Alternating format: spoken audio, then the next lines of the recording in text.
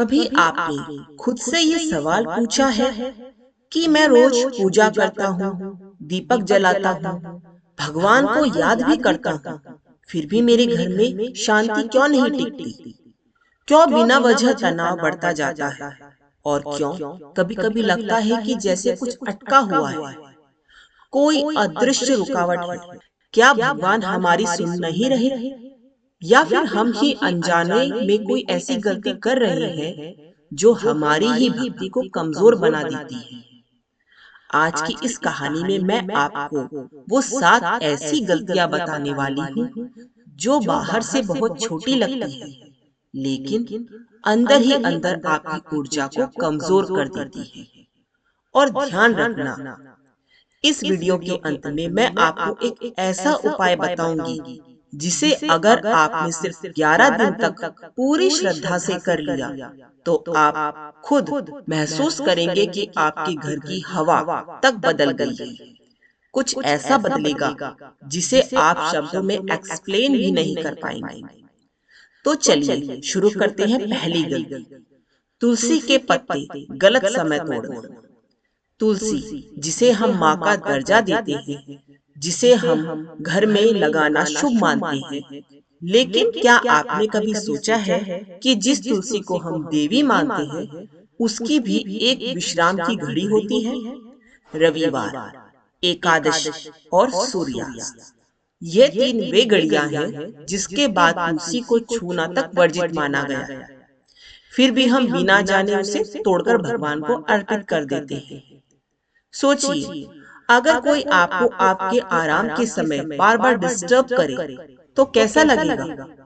ठीक वैसा ही, जब हम तुलसी के नियमों को अनदेखा करते हैं तो हमारी पूजा की ऊर्जा वही कमजोर पड़ जाती है। दूसरी गलती, दिया गलत दिशा में जलाना।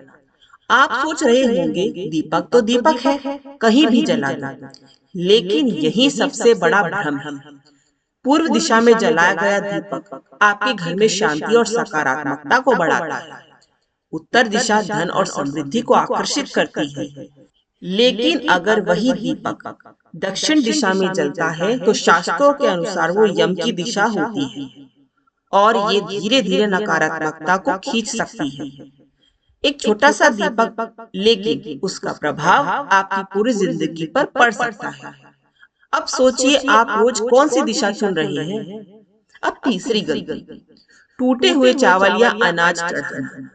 पूजा में अक्षत शब्द आपने सुना होगा, जिसका मतलब ही होता है जो टूटा न हो, क्योंकि पूजा में हर चीज एक प्रतीक होती है और टूटा हुआ दाना अधूरी ऊर्जा का प्रतीक बन जाता है।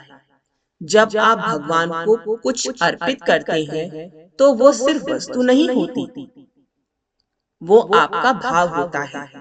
अगर वही भाव अधूरा हो तो उसका परिणाम भी अधूरा ही होता है।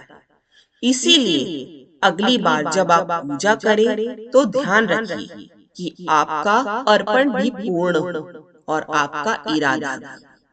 अब चौथी गलती, जो आज के समय में सबसे ज्यादा हो रही है, बिना स्नान या गलत कपड़ों में पूजा करना। सुबह उठते ही जल्दी जल्दी मंत्र पढ़ लेना, ये आज की आदत बन गई है। लेकिन क्या आपने कभी महसूस किया है कि उस समय आपका मन भी उतना ही साफ होता है? हमारा शरीर सिर्फ शरीर नहीं है, ये एक माध्यम है जिसके जरिए दिव्य ऊर्जा हमारे अंदर प्रवेश करती है।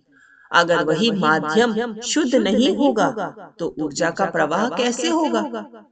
पांचवी गलती, पूजा के समय शोर शराबा। आजकल पूजा भी मल्टीटास्किंग का हिस्सा बन गई है। एक हाथ में फोन, बैकग्राउंड में टीवी और बीच में मंत्र। लेकिन भगवान शोर में नहीं, शांति में मिलते हैं। जब तक आपके आसपास का वातावरण शांत नहीं होगा, तब तक आपका मन भी स्थिर नहीं होगा। और जब मन ही स्थिर नहीं है तो पूजा का कैसा प्रभाव होगा? छठी गलती, घर में खंडित या टूटी हुई मूर्तियां रखना। बहुत बार हम भावनाओं में आकर पुरानी मूर्तियों को संभाल कर रखते हैं, लेकिन शास्त्र कहते हैं कि खंडित मूर्ति खंडित ऊर्जा का प्रतीक होती है। वो धीरे धीरे आपके घर की सकारात्मकता को कम कर देती है। जैसे दीवार में एक वो छोटी सी दरार जो समय के साथ साथ बड़ी होती जाती है। और साथ ही सबसे सब्टिल लेकिन सबसे असरदार गलती, बासी या चखा हुआ भोजन भगवान को अर्पित करना। सोचिए, जब आप किसी खास मेहमान के लिए खाना बनाते हैं, तो क्या आपने उसे कभी बचा हुआ खाना दिया है? नहीं ना। तो फिर भगवान के लिए ऐसा क्यों? भोग हमेशा ताजा, शुद्ध और प्रेम से बनाया होना चाहिए। तभी वो प्रसाद बनता है और तभी वो आपकी जिंदगी में आशीर्वाद बनकर लौटता है। अब यहाँ एक कहानी जो आपको अंदर तक सोचने पर मजबूर कर देगी। एक परिवार था जहाँ हर दिन पूजा होती थी, सब नियमों से, लेकिन फिर भी घर में हमेशा तनाव, बीमारी और पैसे की कमी बनी रहती थी। एक दिन एक संत वहां आए। उन्होंने कुछ खास नहीं किया, बस मंदिर में जाकर चुपचाप दीपक की दिशा बदल दी और जाते जाते इतना कहा, ऊर्जा को सही रास्ता दे दो, बाकी वो खुद अपना काम कर लेंगे। कुछ ही दिनों में उस घर का माहौल बदल गया, झगड़े कम हो गए और खुशियां लौट आई। तब उन्हें एहसास हुआ कि गलती बड़ी नहीं थी, लेकिन असर बहुत बड़ा था। और दूसरी कहानी एक महिला की जो हर तरह से परेशान थी, मानसिक तनाव, बीमारी, घर में समस्याएं। उसने हर उपाय किया, लेकिन कुछ काम नहीं आया। फिर एक दिन उसने सिर्फ एक चीज बदली। उसने पूजा के समय पूरी शांति और ध्यान रखना शुरू किया। कोई फोन नहीं, कोई बात नहीं, सिर्फ वो अपनी प्रार्थना करती।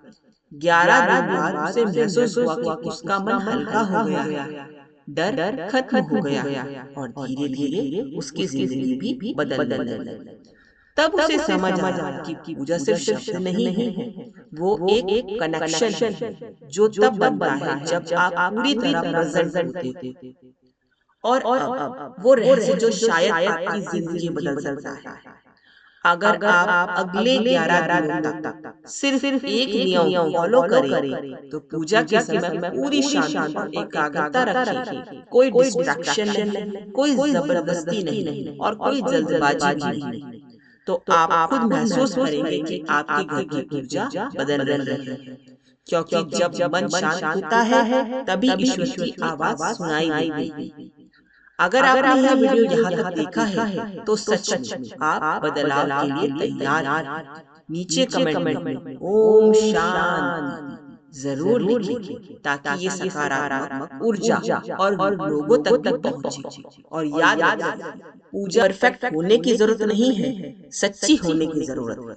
धन्यवाद। आपका समय और श्वास ही इस चैनल की असली शक्ति है।